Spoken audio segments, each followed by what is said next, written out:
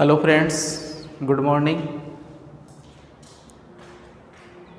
मैं Shankarlal Chauhan, lecture of political science, Shri Shyam PG महाविद्यालय की ऑनलाइन क्लासों में आपका हार्दिक अभिनंदन करता हूँ।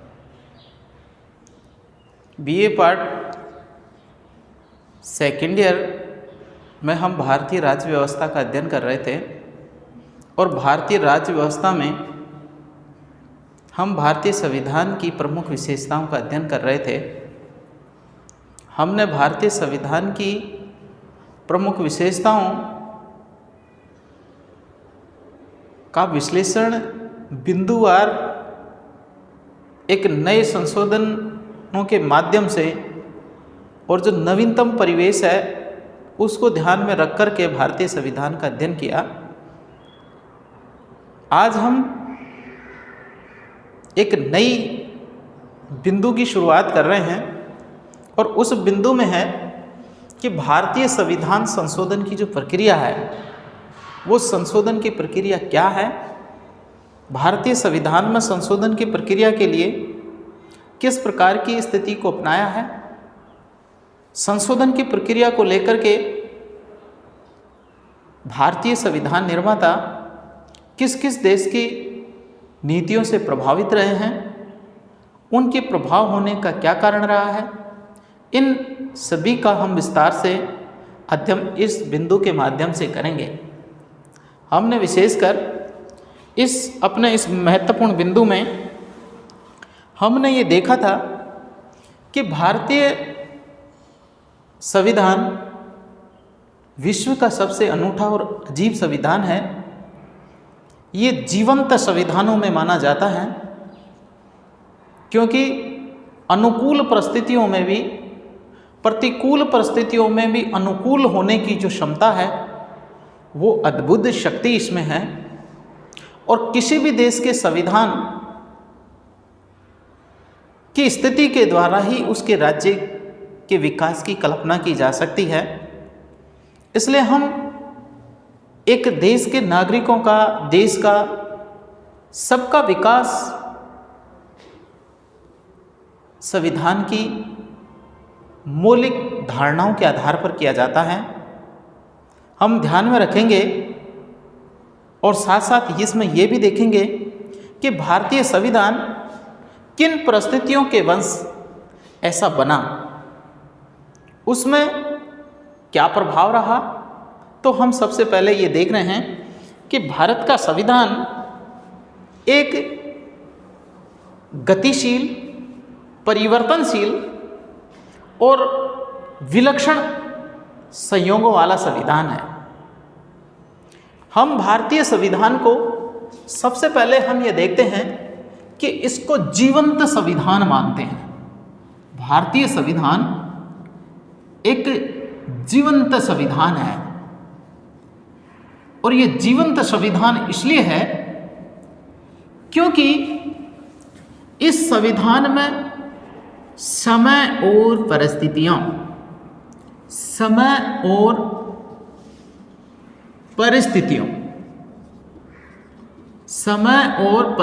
के अनुसार बदलने की क्षमता है। परिस्थितियों के अनुसार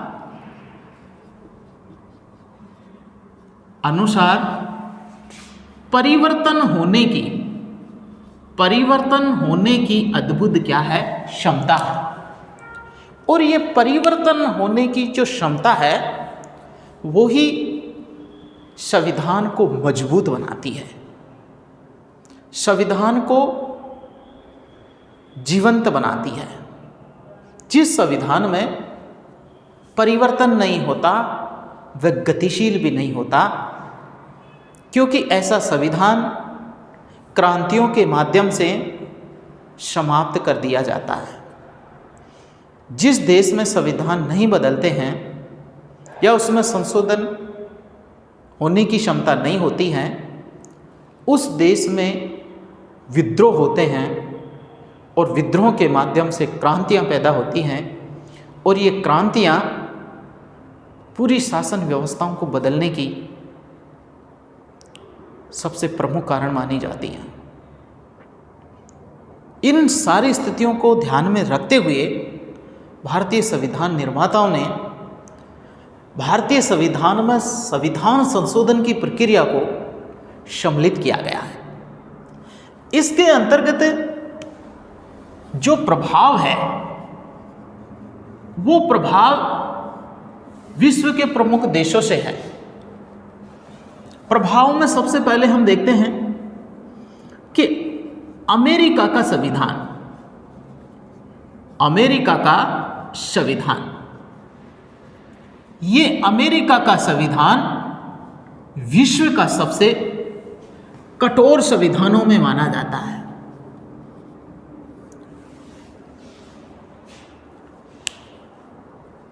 अमेरिका का संविधान विश्व के सबसे कठोर संविधानों में माना जाता है, लेकिन इसमें भी संशोधन की प्रक्रिया है। इसमें भी क्या किया जाता है? संशोधन किया जाता है। लेकिन संशोधन की क्या है? जटिलता है, क्योंकि उसमें साधारणता से क्या नहीं किया जा सकता? संशोधन नहीं किया जा सकता। ठीक ब्रिटेन का संविधान, ब्रिटेन का संविधान, ये ब्रिटेन का जो संविधान है वह भी दुनिया का सबसे लचीला संविधान है। आपको प्रश्न पूछ लिया जाए कि विश्व का सबसे कठोर संविधान कौन सा है, तो आप बताएंगे अमेरिका का। विश्व का सबसे लचीला संविधान किसका है? ब्रिटेन का। और वो इसलिए है क्योंकि इसमें जो संशोधन है, इसमें जो संशोधन है वो साधारण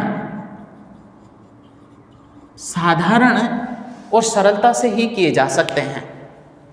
इसलिए यह विश्व का सबसे सरल संविधानों में, लचीले संविधानों में माना जाता है। तो विश्व के दो देश, अमेरिका का संविधान जो विश्व का सबसे ज़्यादा कठोर संविधान है, और ब्रिटेन का संविधान विश्व का सबसे ज़्यादा क्या है? सरल संविधान है, लचीला संविधान है। तो इन दोनों देशों की स्थिति को ध्यान में रखते हुए हमारे देश के अंतर्गत इस बात को भी स्पष्ट माना गया कि भारतीय संविधान जीवंत संविधान भी होना चाहिए और समय और परिस्थितियों के अनुसार उसमें परिवर्तन होते रहना चाहिए। अगर उसमें परिवर्तन होते रहेंगे तो नागरिकों की क्षमता और आवश्यकताओं के अनुसार उन्हें अवसर मिलेंगे, क्योंकि जो संविधान समय और परिस्थितियों के अनुसार नहीं बदलता है वो वहाँ के नागरिकों को आगे बढ़ने के अवसर भी उपलब्ध नहीं कराता है। वो एक निरंकुश शासन बन जाता है। तो इस निरंकुश शासन की स्थितियां भी न बनी रहें और विश्व के अन्य देशों का प्रभाव भी भारतीय संविधान निर्माताओं पर रहा। इसी की वजह से पंडित जवाहरलाल नेहरू जी ने अपने शब्दों में ये स्पष्ट किया था कि भारतीय जो संविधान है वो पूरी तरह से इस प्रकार का होना चाहिए कि समय और परिस्थितियों के अनुसार परिवर्तित हो सकें। वो परिवर्तित होने के साथ उसमें स्थायित्वता का भी वातावरण मिल सकें। और इसी स्थिति को ध्यान में रखते हुए उन्होंने भारतीय संविधान की जो दोनों देशों की जो स्थितियां हैं, उन दोनों देशों की स्थितियों को भारतीय संविधान में सम्मिलित करने की स्थितियां हैं। इसलिए भारतीय संविधान के अंतर्गत इन दोनों की मिश्रित अवस्था को अपनाया गया है। यद्यपि भारतीय संविधान में इस स्थिति को इसलिए ध्यान में रखा गया कि शासन पूरी तरह से स्थायित्व न बन पाए और जनता अपनी इच्छा के अनुसार उसमें बदलाव कर सकें। इसलिए इस संशोधन के अंतर्गत जनता की निरंकुशता को भी नहीं माना है और शासन की स्थितियों को भी दुरुपयोग के रूप में न अपनाया जाए, ऐसी स्थिति के आधार पर इसका क्या किया है, विरोध किया है। तो ध्यान दें कि भारतीय संविधान निर्माताओं ने भी न तो शासन की शक्ति के निरंकुशता को स्वीकार किया और न ही जनता की मनमानी का। इसलिए दोनों के मध्यम मार्ग को, इन दोनों के मध्यम मार्ग को अपनाते हुए, दोनों के मध्यम मार्ग को अपनाते हुए भारतीय संविधान में परिवर्तन करने का मार्ग अपनाया गया है। तो ध्यान दें कि अगर इस प्रकार की स्थितियां नहीं बनी होती तो भारत के अंतर्गत जो संघात्मक शासन प्रणाली अपनाई गई है, वो संघात्मक शासन प्रणाली के अंतर्गत इस संघात्मक शासन प्रणाली पर आरोप लगता कि शासन का विकेंद्रीकरण तो कर दिया। संघात्मक शासन में शक्तियों का क्या होता है, शक्तियों का विभाजन होता है और वो संघ और राज्य के अंतर्गत होता है। संघ और राज्य के अंतर्गत भी संघ का यहाँ पर संघात्मक राज्य में संघ और दूसरा है राज्य। यहाँ पर संशोधन के अंतर्गत संघ की सर्वोच्चता भी बनी रहे और राज्य की स्वीकृति भी बनी रहे। इन दोनों स्थितियों को ध्यान में रखते हुए संशोधन की प्रक्रिया को अपनाया गया है। संघात्मक शासन अपनाने वाले जो देश हैं उनके अंतर्गत विशेषकर अमेरिका, ब्रिटेन,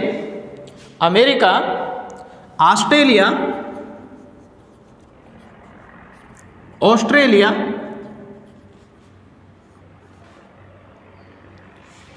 और स्विट्जरलैंड है। यहाँ पर संघात्मक शासन प्रणालियां हैं, लेकिन ये संघात्मक जो शासन प्रणालियां हैं उसमें संघ और राज्यों की स्थितियों को ध्यान में रखते हुए संशोधन की प्रक्रियाओं को अपनाया गया है। इसलिए यहाँ भारतीय संविधान निर्माता इस परिस्थिति से अच्छी तरह से वाकिफ थे कि भारत के अंतर्गत जो संशोधन की जो प्रक्रिया अपनाई जाएगी, वो संशोधन की प्रक्रियाओं के अंतर्गत संघ और राज्यों को समान दर्जा दिया जाए और समान दर्जा देने के लिए इसकी संघ की सर्वोच्चता, संशोधन के अंतर्गत संघ की सर्वोच्चता भी बनी रहे और राज्य की स्वीकृतियां यहाँ पर दोनों स्थितियों को सामने रखते हुए संविधान संशोधन की प्रक्रिया को अपनाया गया है। इसलिए पंडित जवाहरलाल नेहरू हमारे संघ की जो संघात्मक शासन व्यवस्था के अंतर्गत जो एकरूपता बनी रहेगी, इस एकरूपता के आधार पर भी और राज्यों की सहमति के आधार पर जो संशोधन की प्रक्रिया है, उनमें दोनों की स्थितियों को यहाँ पर अमेरिका में कुछ परिस्थितियों के अंतर्गत संशोधन की प्रक्रिया में विशेष बहुमत की आवश्यकता को ध्यान में रखा है और कुछ सरलता से संशोधन किए जा सकेंगे और कुछ विशेष बहुमत में मतदान देने वाले 2/3 बहुमत से माध्यम से पारित किए जा सकेंगे। तो यहाँ पर ये जो दोनों स्थितियाँ अपनाई गई हैं, ये स्थितियाँ संविधान संशोधन के संदर्भ में अपनाई गई है। विशेषकर ध्यान देना, भारतीय संविधान को जीवंत संविधान का दर्जा दिया गया है और वो इसलिए दिया गया है कि वो समय और परिस्थितियों के अनुसार परिवर्तन होने की क्षमता रखता है। इसके अंतर्गत जो संविधान निर्माता थे वो दूरदर्शी और एक ऐसी सोच रखने वाले थे कि संविधान के स्थायित्व से निरंकुश न बन जाए और व्यक्तियों का प्रभाव भी बना रहे। इसलिए दोनों स्थितियों को सामंजस्य रखते हुए उन्होंने संशोधन की प्रक्रिया को अपनाया और इस संशोधन की प्रक्रिया में अमेरिका और ब्रिटेन का प्रभाव रहा। उसमें जटिलता के गुण भी हैं और संशोधन के दोनों के गुण विद्यमान हैं। इस आधार पर इस स्थिति को यहाँ पर क्या किया गया है, उल्लेख किया गया है।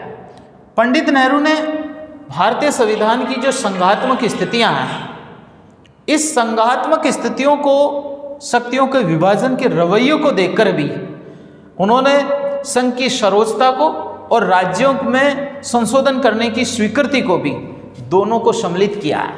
साथ में हम देखेंगे कि भारतीय संविधान के अंतर्गत जो संशोधन की प्रक्रिया है, संविधान के भाग 20 में, संविधान के भाग 20 में अनुच्छेद 368 के अंतर्गत 368 के तहत संविधान संशोधन की प्रक्रिया का वर्णन किया है। इस संविधान संशोधन में 368 के तहत 2 विधियों का उल्लेख किया है। कितनी विधियों का? 2 विधियों का उल्लेख किया है। और ये 2 विधि हैं, ये 2 विधि हैं वो 368 के हैं, लेकिन वस्तुतः संविधान के अंतर्गत संशोधन के लिए, ध्यान देना, संशोधन के लिए 3 प्रक्रियाएं अपनाई जाती हैं। वस्तुतः ध्यान देना, अनुच्छेद 368 के अंतर्गत संविधान संशोधन की 2 विधियों का उल्लेख किया गया है। 2 विधियों का उल्लेख किया गया है, लेकिन संशोधन के लिए भारतीय संविधान में 3 प्रक्रियाएं अपनाई जाती हैं, 3 विधियां अपनाई जाती हैं। अभी बहुत सी परीक्षाओं में ये प्रश्न पूछा जाता है कि भारतीय संविधान का उल्लेख कौन से भाग में और कौन से अनुच्छेद में किया है, तो आप बताएंगे संविधान के भाग 20 में किया गया है। संविधान के भाग 20 में है और अनुच्छेद 368 से है। 368 में 2 विधियों को शामिल किया गया है, लेकिन वस्तुतः प्रक्रियाओं के रूप में संविधान के अंतर्गत 3 विधियों के माध्यम से संशोधन प्रक्रिया अपनाई जाती है। ध्यान देना, ये सबसे ज़्यादा इम्पोर्टेंट है, ये सबसे ज़्यादा मोस्ट और इम्पोर्टेंट है, और इसको ध्यान में रख लेना। परीक्षा की दृष्टि से ये सबसे ज़्यादा महत्वपूर्ण है। आपको प्रश्न पूछ लिया जाएगा कि संविधान संशोधन संविधान में कौन से भाग में है, तो 20 में है, अनुच्छेद 368 में है। 368 में इसमें 2 विधियों का उल्लेख किया गया है, लेकिन संशोधन की जो प्रक्रिया है संविधान में वो 3 विधियों के माध्यम से, ये 3 विधि हैं, ये संशोधन की 3 प्रक्रियाएं हैं। संशोधन की कितनी प्रक्रियाएं? 3। जो एक विधि का उल्लेख संशोधन की प्रक्रिया में है 368 के अंतर्गत नहीं किया गया है। तो ये विशेषकर परीक्षाओं में है। अगर प्रश्न ये पूछा जाए कि भारतीय संविधान में संविधान संशोधन की कितनी प्रक्रियाएं अपनाई जाती हैं, तो प्रक्रियाएं बताएंगे आप। प्रक्रिया बताएंगे 3। और अगर आपको पूछा जाए कि संविधान अनुच्छेद 368 के अंतर्गत संविधान संशोधन की कितनी विधियां हैं, तो आप बताएंगे 2 विधि। इस प्रकार ये एक महत्वपूर्ण प्रश्न है। और ध्यान में देना, आपको प्रश्न पूछें कि संविधान संशोधन की प्रक्रिया, भारतीय संविधान में संशोधन की जो प्रक्रिया है वो कहाँ से अपनाई गई है, तो ध्यान देना, दक्षिण अफ्रीका से संविधान संशोधन की प्रक्रिया को अपनाया गया है। दक्षिणी अफ्रीका का जो संविधान है उसके माध्यम से हमारे देश में जो भारतीय संविधान निर्माता हैं, ध्यान देना, भारतीय संविधान निर्माता हैं, वो संविधान संशोधन की प्रक्रिया को भारतीय संविधान में इस प्रक्रिया को शामिल किया गया है। अगर आपको पूछें कि संघात्मक शासन किन किन देशों में अपनाया गया है तो आप बताएंगे संघात्मक शासन अमेरिका, ऑस्ट्रेलिया और स्विट्जरलैंड है। संघात्मक का मतलब क्या होता है? शक्तियों का विभाजन है। अब शक्तियों का विभाजन कितने रूपों में किया गया? एक संघ के रूप में और दूसरा राज्य के रूप में किया गया है। संविधान के अंतर्गत भी जो शक्ति का विभाजन किया गया था वो दो ही रूपों में किया गया था, एक संघ के रूप में और दूसरा राज्य के रूप में। तो इन दोनों स्थितियों को ध्यान में रख कर के संविधान निर्माण करता संविधान परिवर्तन की स्थितियों को, दोनों स्थितियों को ध्यान में रखते हुए, जिसमें संघ की सर्वोच्चता भी बनी रहे और राज्यों की स्वीकृति भी मिल जाए, और इस आधार पर दोनों स्थितियों का वर्णन यहाँ पर स्पष्ट किया गया है कि ये स्थिति होने के पीछे एक तो संघ की निरंकुशता पर, संघ की निरंकुशता पर रोक, संघ की निरंकुशता पर रोक लगाई जा सके, और 2 नंबर पर है नागरिकों को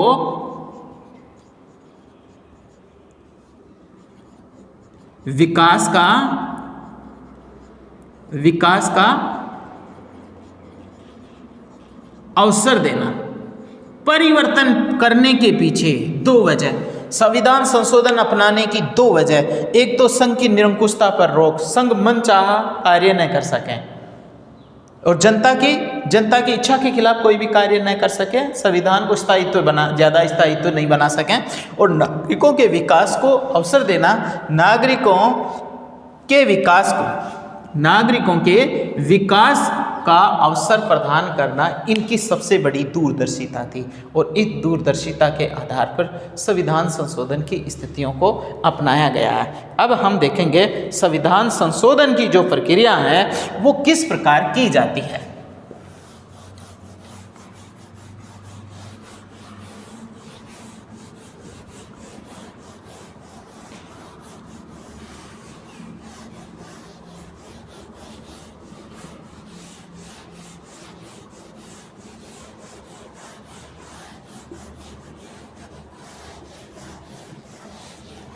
अब जो संविधान संशोधन हमने अभी देखा, और सबसे महत्वपूर्ण बिंदु यह है था कि जटिल संविधान, कठोर संविधान और भारत की परिस्थितियां, और उनमें से मध्यम मार्ग अपनाना, संघात्मक शासन व्यवस्था की स्थिति को ध्यान में रखते हुए संशोधन की 3 विधियों को शामिल करना, और संविधान के भाग 20 में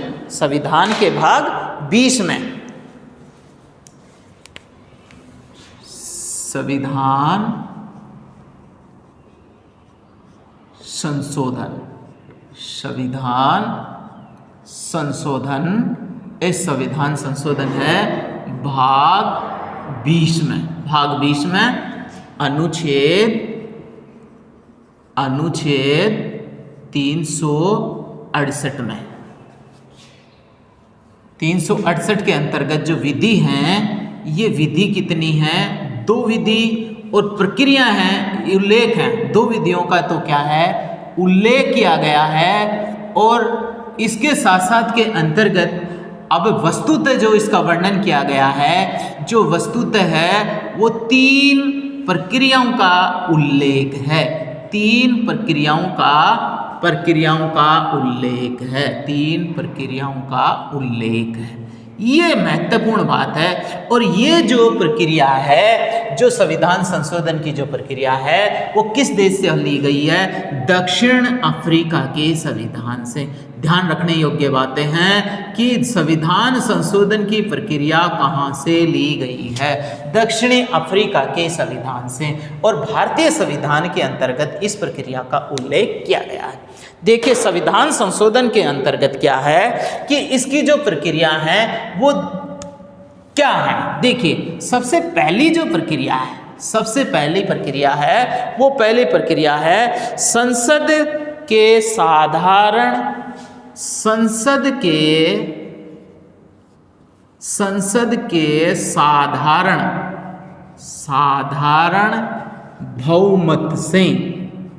बहुमत से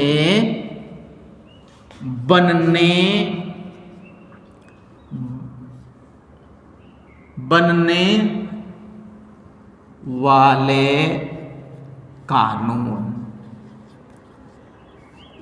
एक तो है संसद के साधारण बहुमत से बनने वाले कानून, जिसको क्या कहें, कानून निर्माण करने, संसद के साधारण बहुमत से बनने वाले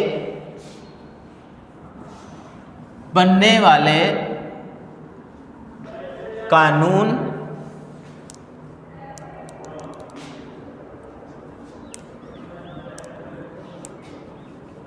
संसद के साधारण बहुमत से बनने वाले कानून। एक तो संशोधन की प्रक्रिया है 1 नंबर पर ये, तो इसके अंतर्गत क्या किया जाता है, 2 नंबर पर संसद के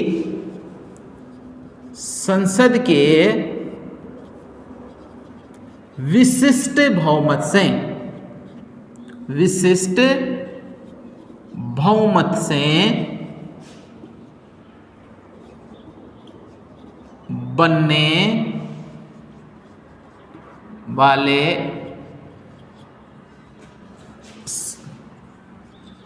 कानून। और 3 नंबर पर है संसद के विशेष बहुमत,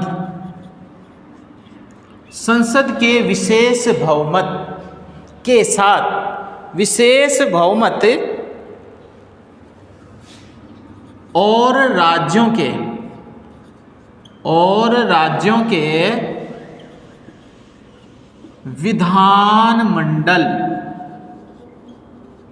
विधानमंडलों से प्राप्त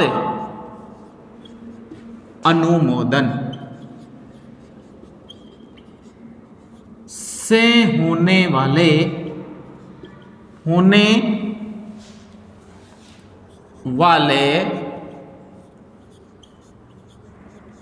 संशोधन।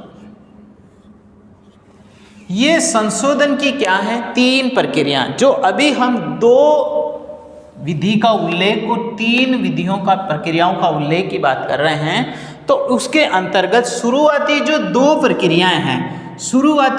प्रक्रियाएं हैं, साधारण बहुमत से, जहां पर संघ की प्राथमिकता, यहां पर किसकी प्राथमिकता, संघ की ही बात की गई है। तो ये संघ के आधार पर ही क्या किए जा रहे हैं, संवैधानिक संशोधन किए जा रहे हैं। तो इस आधार पर बनने वाले कानून, और दूसरा है संसद के विशेष बहुमत के साथ साथ राज्य के विधानमंडलों से भी प्राप्त अनुमोदन से होने वाले जो संशोधन हैं, इन संशोधन के जरिए क्या किया जा रहा है, संविधान संशोधन किया जा रहा है। तो अब हम देखेंगे कि इसके अंतर्गत एक बिंदु देख रहे हैं। सबसे पहले देख रहे हैं संसद के साधारण बहुमत से बनने वाले कानून क्या है। तो संसद के साधारण बहुमत से बनने वाले कानून के बारे में हम ये देखें कि इसके अंतर्गत व्यापकता को शामिल किया गया है। किसको शामिल किया गया है, व्यापकता को। यहाँ पर साधारण बहुमत का मतलब इससे लिया गया है कि जो संसद,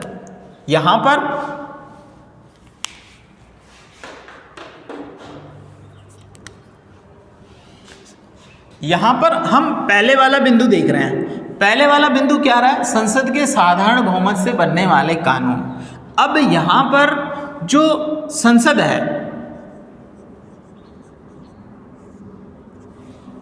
जिसको हम किसके नाम से जान रहे हैं, विधायिका। अब संसद के 2 सदन हैं,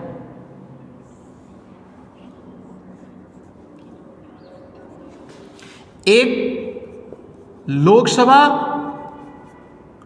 और दूसरी राज्यसभा।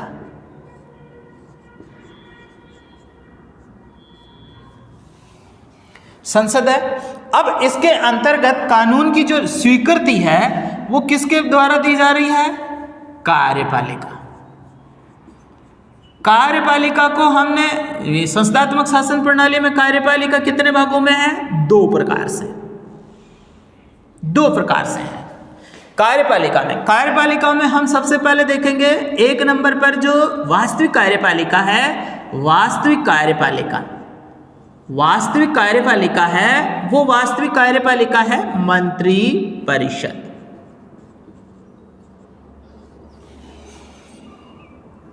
और नाममात्र की जो कार्यपालिका है, वो नाममात्र की कार्यपालिका है, उसके अंतर्गत कौन आएगा? राष्ट्रपति। अब यहां पर दो सरकार के दो संसद है, यहां पर इसको हम विधायिका और कार्यपालिका है, वो कानून को लागू कर रही है। तो कानून निर्माण की प्रक्रिया लोकसभा के अंतर्गत वास्तविक कार्यपालिका के जो सदस्य हैं कौन है? मंत्री परिषद। अब मंत्री परिषद का जो नेता है, वो कौन है? प्रधानमंत्री। लोकसभा का नेता प्रधानमंत्री, मंत्री परिषद का नेता प्रधानमंत्री। इसका मतलब सारा उत्तरदायी, शासन का उत्तरदायित्व कौन है? प्रधानमंत्री है। अब संविधान संशोधन के लिए किसी भी प्रकार से यहाँ पर हम देख रहे हैं कि यहाँ पर संसद के अंतर्गत अगर हम संघीय विधायिका की बात करें, संघीय स्तर की, तो संघीय स्तर पर यहाँ पर तीसरा जो ऑप्शन होगा वो किसका होगा? राष्ट्रपति का।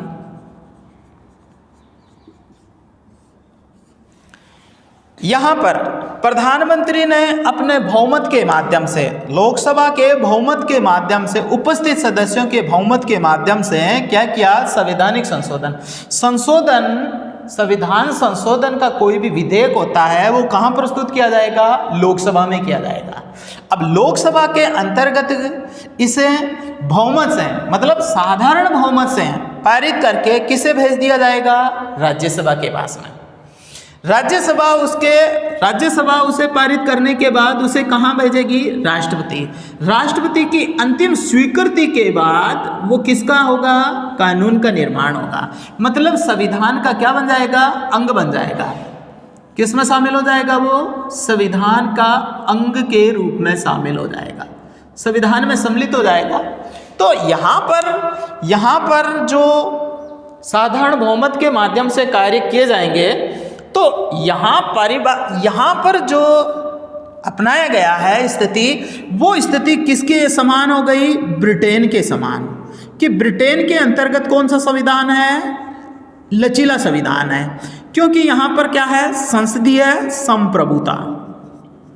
कौन सी है? संसदीय संप्रभुता। क्योंकि यहाँ पर संसद ही क्या है? कानून निर्माण बनाने में सर्वोच्चता है। तो इस स्थिति को अपनाया गया है। यहाँ पर हम देख रहे हैं साधारण बहुमत के माध्यम से। इसका मतलब है कि जो वास्तविक मंत्री परिषद, वास्तविक जो कार्यपालिका है, यहाँ पर लोकसभा के अंतर्गत अपनी शासन निर्माण करने में अपनी महत्वपूर्ण भूमिका निभाएगी। और यहाँ पर लोकसभा को शासन की महत्वपूर्ण शक्तियाँ प्राप्त हैं। और ये शक्तियाँ प्राप्त होने के बाद में राज्यसभा उस पर केवल क्या करेगी? स्वीकृति प्रदान करेगी। राष्ट्रपति के बाद में, स्वीकृति के बाद में वो संविधान का क्या बन गया? अंग बन गया। तो ऐसे कौन कौन से होंगे जो इस प्रकार की स्थिति में शामिल होंगे? विशेषकर ये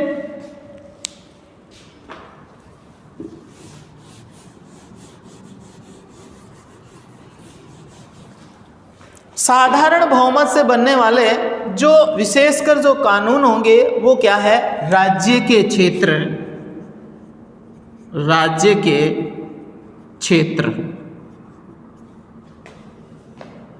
नाम, क्षेत्र व नाम परिवर्तन। राज्य के क्षेत्र व नाम परिवर्तन के संबंध के अंतर्गत संघीय कार्यपालिका को ऐसे क्या हैं? अधिकार हैं कि वो राज्य के क्षेत्र के संबंध में, उनके नाम के बारे में परिवर्तन करने का अधिकार रखती है। तो इसका मतलब है क्षेत्र, सीमा, क्षेत्र, नाम और सीमा के बारे में क्या कर सकती है, अधिकार रख सकती है। इसका मतलब है कि राज्य के, इसका मतलब है राज्य का क्षेत्र, सीमा और नाम परिवर्तन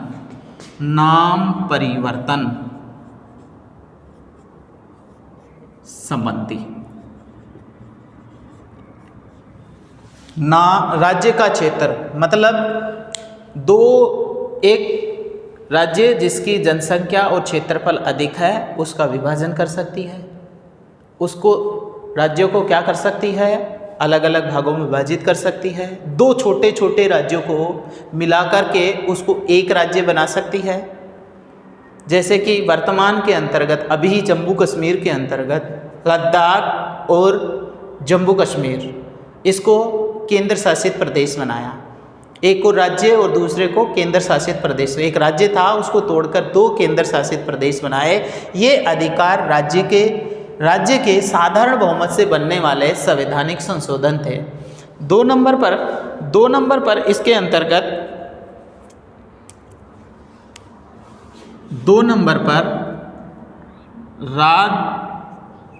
राज्य विधान परिषदों का गठन व समाप्ति। जैसे राज्य विधान परिषदों का निर्माण करने का अधिकार और उन्हें समाप्त करने का अधिकार संसद का होता है। जिन राज्य की जनसंख्या और क्षेत्रफल अधिक है, वहाँ की जनता का पर्याप्त प्रतिनिधित्व नहीं बन पाता है, वहाँ पर विधान परिषदों का गठन किया जाता है। वर्तमान में हमारे 7 विधान परिषद हैं। यानी 7 विधान परिषदों के अंतर्गत जैसे जम्मू कश्मीर है, कर्नाटक है, मध्य प्रदेश है, महाराष्ट्र है, गुजरात है। इन क्षेत्रों के अंतर्गत क्या किया गया है, विधान परिषदों का गठन करने का और उन विधान परिषदों की समाप्ति करने का अधिकार किसका होता है, संसद का होता है। तो संसद उसे क्या कर सकती है, अब उसे क्या कर सकती है, राज्यों के अंतर्गत विधान परिषदों के गठन और समाप्ति का अधिकार शामिल है।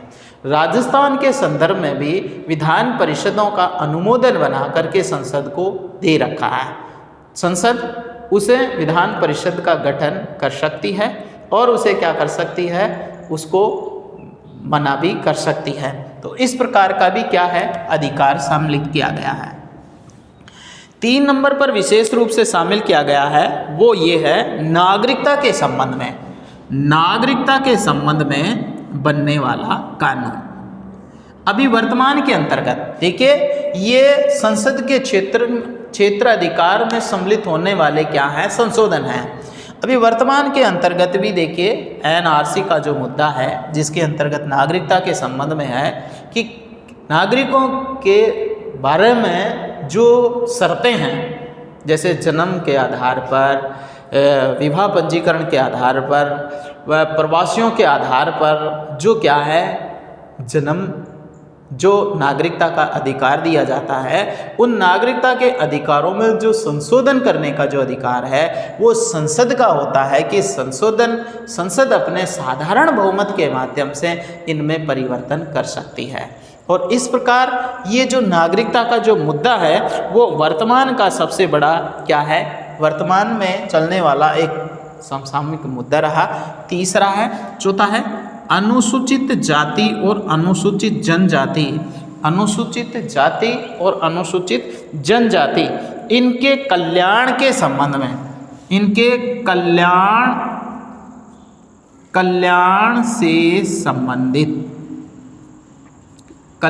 से संबंधित क्या है, अधिकार है। कल्याण से संबंधित क्या है, क्षेत्राधिकार है। संबंधित क्या है, संबंधित जो कल्याण से संबंधित जो क्या हैं, योजनाएं हैं, इन योजनाओं के संबंध में जो अधिकार हैं वो अधिकार भी साधारण बहुमत के माध्यम से बनाए जा सकते हैं। इसके अलावा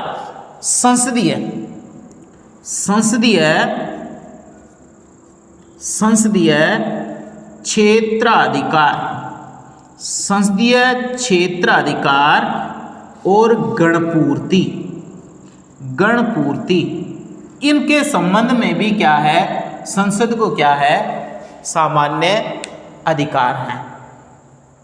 इसके अलावा द्वितीय अनुसूची के संबंध में, द्वितीय अनुसूची के संबंध में, द्वितीय अनुसूची की कुछ व्यवस्थाएं, कुछ व्यवस्थाओं में, कुछ व्यवस्थाएं इसमें शामिल हैं। तो ध्यान देना, साधारण संविधान संशोधन की जो प्रक्रिया है वो साधारण बहुमत के बनने वाले कौन कौन से कानून हैं, संविधान संशोधन के अंतर्गत बनने वाले, हमने उसकी प्रक्रिया को सबसे पहले 1 नंबर पर देखा है। संघीय जो संसद होते हैं उसके 3 भाग हैं, 1 नंबर पर लोकसभा, दूसरे नंबर पर राज्यसभा और तीसरे नंबर पर राष्ट्रपति। 1 नंबर, 2 और 3 नंबर पर लोकसभा के अंतर्गत साधारण बहुमत से, मतलब संसद के 2 भाग हैं, लोकसभा को संशोधन करने की सर्वोच्च शक्तियां प्राप्त हैं। इसके पास में जो शक्तियां हैं वो जो कानून निर्माण की एक प्रकार की सर्वोच्च शक्तियां प्राप्त हैं, इसलिए इसके पास में लोकसभा के ये विशेषाधिकार भी हैं। ये लोकसभा के साधारण बहुमत से पारित किए जाते हैं। राज्यसभा उन पर क्या कर सकती है, सहमति प्रदान करती है, उन पर बहस करती है, और साधारण बहुमत के माध्यम से ये सदन में पारित हो जाने पर, संसद में पारित हो जाने पर ये राष्ट्रपति पर जाता है, और राष्ट्रपति के अधोहस्ताक्षर से स्वीकृति से वो कानून का रूप धारण कर लेता है और संविधान का अंग बन जाता है। ये संविधान में साधारण बहुमत से बनने वाले जो कानून हैं वो निम्नलिखित है। राज्य के क्षेत्रों, सीमा या नाम परिवर्तन के संबंध में बनने वाले कानून, राज्य के विधान परिषदों के गठन और समाप्ति के संबंध में बनने वाले कानून, नागरिकता के संबंध में बनने वाले कानून, SC ST के कल्याण से संबंधित जो योजनाएं बनती है उनसे संबंधित कानून, ये संसदीय क्षेत्राधिकार। संसदीय क्षेत्राधिकार का मतलब है कि संसद को कौन कौन से अधिकार दिए जाएं, और वो अधिकार की जो समितियां बनाई जाती हैं वो संसदीय क्षेत्राधिकार के अंतर्गत आती हैं। जैसे लोक लेखा समिति है, प्राकलन समितियां हैं, उनसे संबंधित, और गणपूर्ति के संबंध में उपस्थित सदस्यों की संख्या के माध्यम से जो क्या बनाई जाती है, जो योजना बनाई जाती है, उससे संबंधित जो गणपूर्तियां हैं उसका भी संसद के पास में अधिकार है। और द्वितीय अनुसूची के अंतर्गत जो वेतन भत्ते हैं, द्वितीय अनुसूची में क्या है, राज्यसभा के स्थानों का जो आवंटन दिया गया है उसके संबंध में भी कुछ व्यवस्थाएं हैं, वो साधारण बहुमत से बनाई जा सकती हैं। और साधारण बहुमत के माध्यम से जो प्रक्रिया अपनाई गई है, ये जो साधारण बहुमत से जो अपनाई गई है वो प्रक्रिया किसमें शामिल की गई है, वो प्रक्रिया एक प्रकार से 368 के बहुमत में। ध्यान देना, विशेष रूप से, ये विशेष रूप से ध्यान देने योग्य बात है कि ये 368 के अंतर्गत अनुच्छेद एक्ट 368 में यह प्रक्रिया नहीं अपनाई गई है, ये प्रक्रिया नहीं अपनाई गई है। इसलिए इसके अंतर्गत जो ये प्रक्रिया है संविधान निर्माताओं की अद्भुत सोच के कारण इसमें शामिल की गई हैं। इस प्रक्रिया को इसमें शामिल नहीं किया गया है, बल्कि इसमें ये बताया गया है कि ये 368 के अंतर्गत शामिल नहीं है, और 368 के अंतर्गत केवल ये 2 प्रक्रियाएं अपनाई गई हैं, एक तो संसद के विशिष्ट बहुमत से और एक विशेष बहुमत से। ये तो केवल अपने कार्य को सम्मिलित करने के लिए, सुविधाजनक बनाने के लिए, आम नागरिकों के अंतर्गत इस बात का क्या करने के लिए, संवैधानिक लोकतांत्रिक प्रतिनिध्यात्मक शासन प्रणाली की विशेष संभावनाओं को व्यक्त करने के लिए इस प्रकार की इस स्थिति को शामिल किया गया है, जिसमें सत्ता पक्ष भी अपना क्या कर सके, प्रभाव जमा सकें, इसलिए इसको शामिल किया गया है। और संविधान में 368 के अंतर्गत ये 2 प्रक्रियाओं को अपनाया गया है। तो ध्यान देना, ये जो अमेंडमेंट हमारा जो किया गया है, ये संविधान संशोधन प्रक्रिया है। वो संविधान संशोधन प्रक्रिया 3 प्रकार से की जाती है, और ये 3 प्रकार के अंतर्गत हमने पहली प्रक्रिया का जो वर्णन किया गया है, जो ये इस प्रकार से है कि संसदीय संप्रभुता बनाए रखने के लिए संसद के पास में विशेष पावर किए गए हैं कि इन कानूनों का प्रयोग इसके माध्यम से संविधान में विशेष कानून का निर्माण कर सकती है, और इस कानून के द्वारा सत्ता पक्ष है वो अपने प्रभाव को बनाए रख सकती है। तो इस प्रकार से क्या किया गया है, संविधान संशोधन है। और 2 नंबर पर है संसद के विशेष बहुमत से पारित होने वाले। 2 नंबर पर हम पढ़ेंगे संसद के विशेष बहुमत से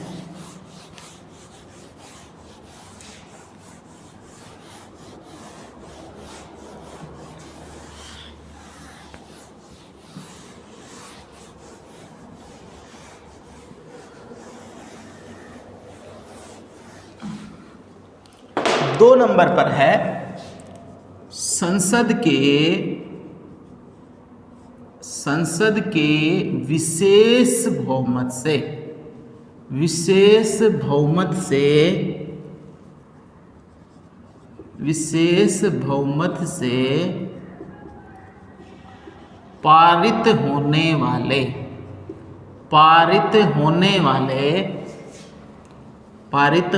वाले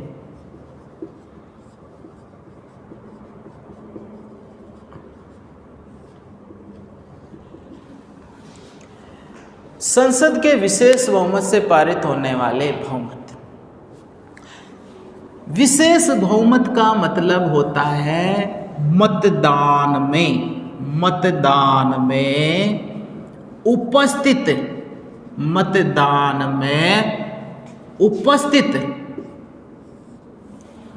उपस्थित प्रतिनिधियों के उपस्थित सदस्यों के 2/3 सदस्य। ध्यान देना, मतदान में संसद के अंतर्गत दोनों सदन हैं, लोकसभा और राज्यसभा। अब लोकसभा और राज्यसभा चाहे तो अलग अलग कर लें और चाहे तो संयुक्त।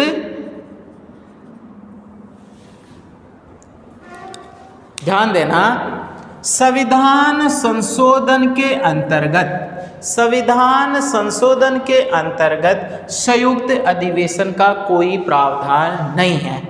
संयुक्त अधिवेशन का प्रावधान नहीं है। अलग अलग लोकसभा में और राज्यसभा में मतदान में उपस्थित होने वाले सदस्यों का पहले तो संसद के विशेष बहुमत बुलाया जाएगा, और विशेष बहुमत के अंतर्गत 2/3 सदस्य होना अत्यंत आवश्यक है। और इस 2/3 सदस्य के द्वारा इसको क्या किया जाता है, पहला सदन ये पारित करेगा, 2/3 सदन से पारित करेगा, फिर 2/3 सदन से क्या किया जाएगा, ये पारित करेगा।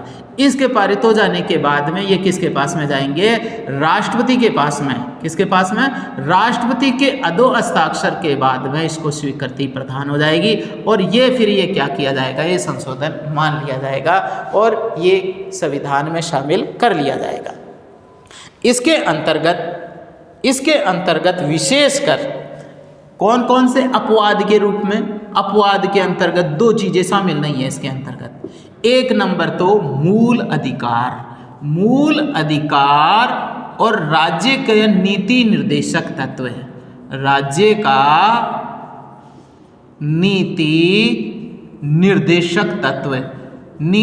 निर्देशक तत्वों को इसमें शामिल नहीं किया गया है। ध्यान देना, इसके अंतर्गत संविधान में जो संशोधन है वो 2 नंबर के तरीके के जो संशोधन हैं उसके अंतर्गत मौलिक अधिकार और राज्य के नीति निर्देशक तत्वों को इसमें शामिल नहीं किया है और बाकी को छोड़कर सभी को इसके अंतर्गत शामिल किया गया है और वो इसके अंतर्गत क्या किए जाएंगे, संशोधन किए जाएंगे।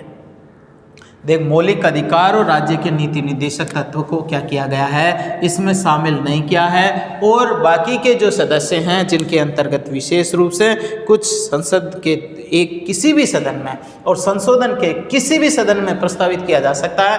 अगर राज्यसभा में प्रस्तावित किया जाएगा तो लोकसभा उस पर क्या करेगी, लोकसभा उसकी अनुमोदन करेगी और अगर लोकसभा में पारित किया जाता है तो राज्यसभा में अनुमोदित किया जाएगा। अतः संविधान संशोधन का जो विधेयक है वो किसी भी सदन में प्रस्तुत किया जा सकता है। जरूरी नहीं है कि वो लोकसभा में या राज्यसभा में, किसी भी एक सदन में प्रस्तुत किया जा सकता है। तो इस प्रकार से ये संशोधन प्रक्रिया अपनाई जाती है। और 3 नंबर पर जो संशोधन है वो 3 प्रकार का जो संशोधन है, संसद के विशिष्ट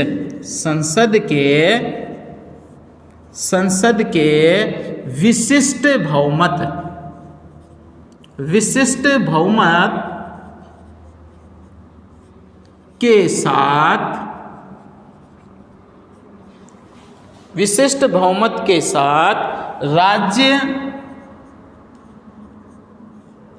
राज्य विधान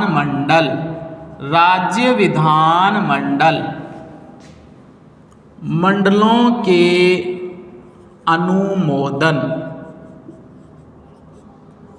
राज्य विधान मंडलों के अनुमोदन से संशोधन प्रक्रिया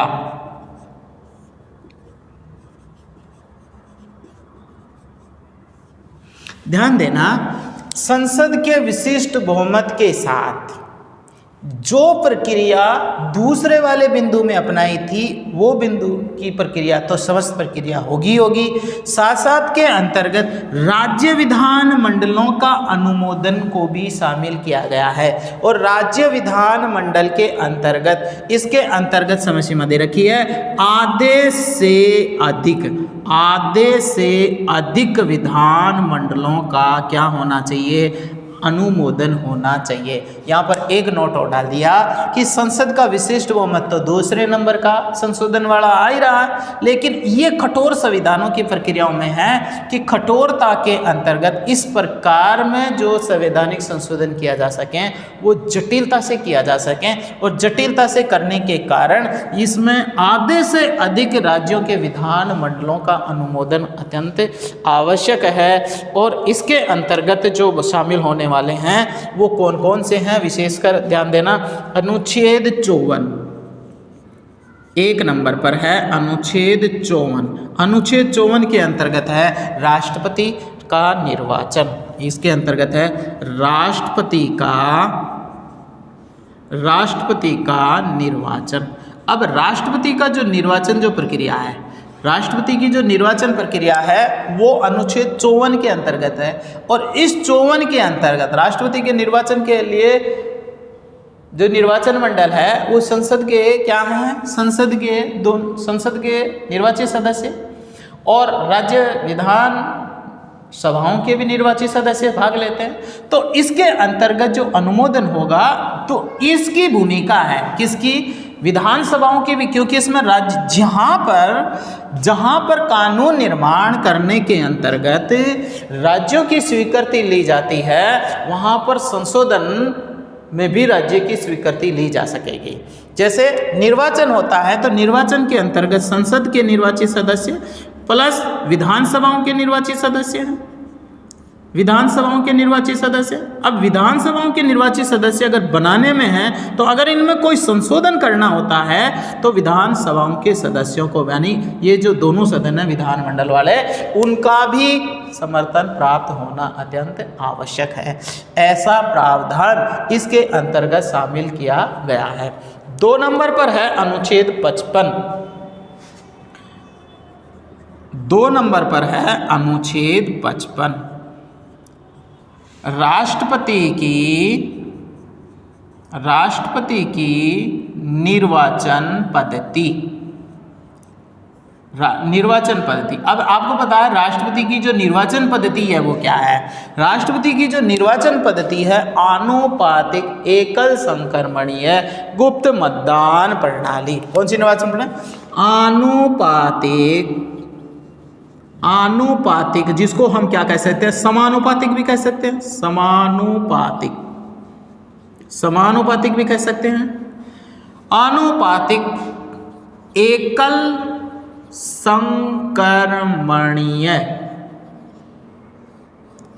संक्रमणीय प्रणाली। अब इसके अंतर्गत क्या है, निर्वाचन की प्रणाली है, और निर्वाचन के अंदर राष्ट्रपति का जो पद है वो संघीय विधायिका और संघीय कार्यपालिका का सर्वोच्च है। इसलिए इस संवैधानिक पद की प्राथमिकता होने के कारण उसमें जो संशोधन किए जाएंगे वो संशोधन राज्यों का भी सम्मिलित किया गया है, तो इसके अंतर्गत इसको शामिल किया गया है। 3 नंबर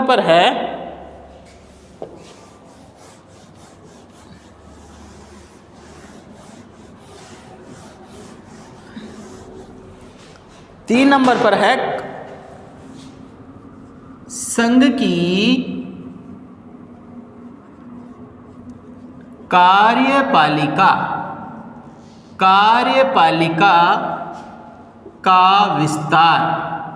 और संघ की कार्यपालिका का विस्तार कौन से अनुच्छेद में दिया गया है?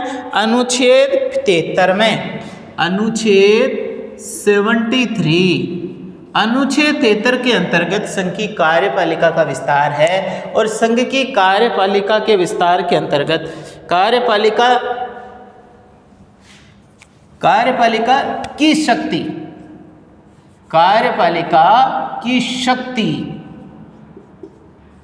शक्ति का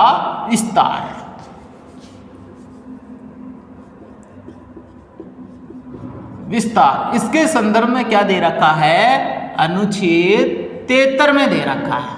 अब अनुच्छेद 73 के अंतर्गत कार्यपालिका की शक्ति किससे संबंधित है? संघ की कार्यपालिका में, जैसे संघ की कार्यपालिका के अंतर्गत 2 भागों में बांटा गया है। 1 नंबर पर नाममात्र की और दूसरी 1 नंबर पर नाममात्र की, इसके अंतर्गत राष्ट्रपति है, ये संवैधानिक प्रधान है। और 2 नंबर पर वास्तविक है। वास्तविक के अंतर्गत कार्यपालिका की शक्ति के अंतर्गत कौन आ रहा है? मंत्रिपरिषद। मंत्रिपरिषद का जो नेता है वो कौन है? प्रधानमंत्री है। अब प्रधानमंत्री और राष्ट्रपति की शक्ति में वृद्धि करने के लिए अगर कोई संशोधन किया जाता है तो ये संशोधन क्या किया जाएगा? विशिष्ट बहुमत के साथ साथ विधानमंडलों के अंतर्गत भी शामिल किया जाएगा, क्योंकि इसके अंतर्गत अनुच्छेद 73 को भी विशेष बहुमत से होने वाले संशोधन को शामिल किया गया है। 4 नंबर पर राज्यों की कार्यपालिका की शक्ति में विस्तार। इसके अंतर्गत जो अनुच्छेद किया गया है वो अनुच्छेद है 162 के अंतर्गत इसको शामिल किया गया। अब इसके अंतर्गत क्या किया है? जैसे उदाहरण के लिए हम देखें कि राज्यों की जैसे कार्यपालिका की शक्ति यहाँ पर नाममात्र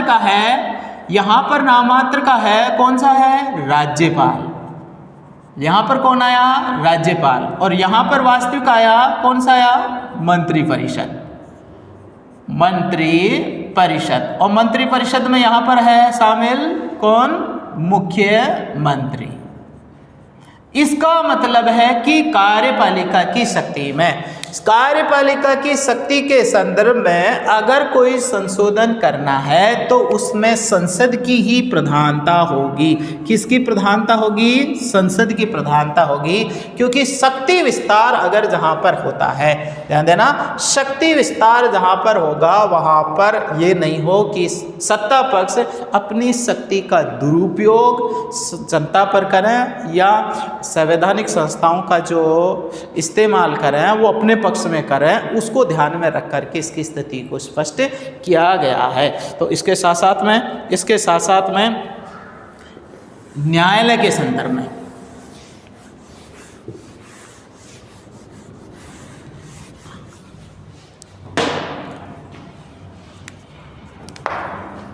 पांच नंबर पर है संघीय न्यायालय। संघीय न्यायालय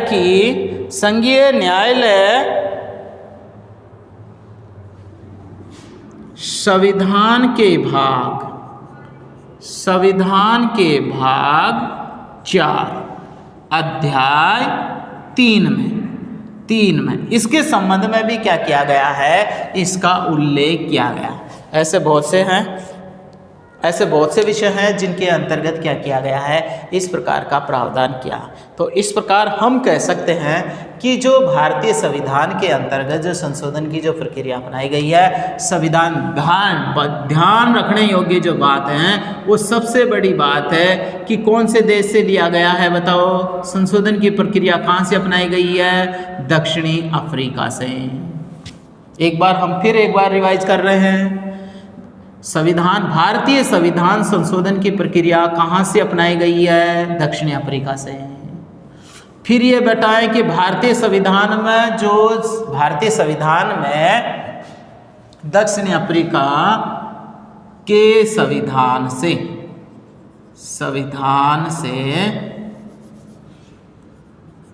संशोधन प्रक्रिया ली। एक तो महत्वपूर्ण बात ये। 2 नंबर पर जो महत्वपूर्ण बात है उसको ये ध्यान में रखेंगे कि संविधान के भाग 20 में अनुच्छेद 368 में संशोधन की प्रक्रिया अपनाई है। संशोधन की प्रक्रिया अपनाई है। 2 नंबर की बात। 3 नंबर की महत्वपूर्ण बात है, संशोधन में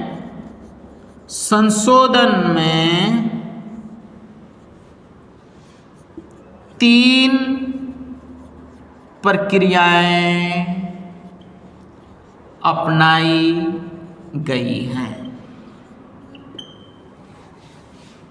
4 नंबर की महत्वपूर्ण बात को ध्यान में रखेंगे। 4 नंबर की महत्वपूर्ण बात क्या है? संविधान के अनुच्छेद 368 में केवल दो ही विधियां अपनाई गई हैं।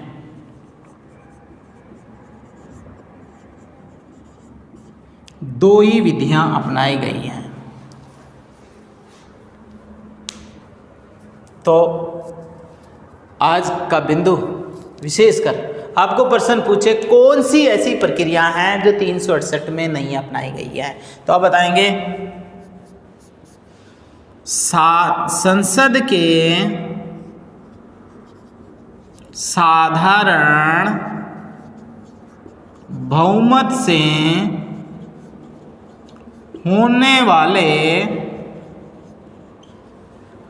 संशोधन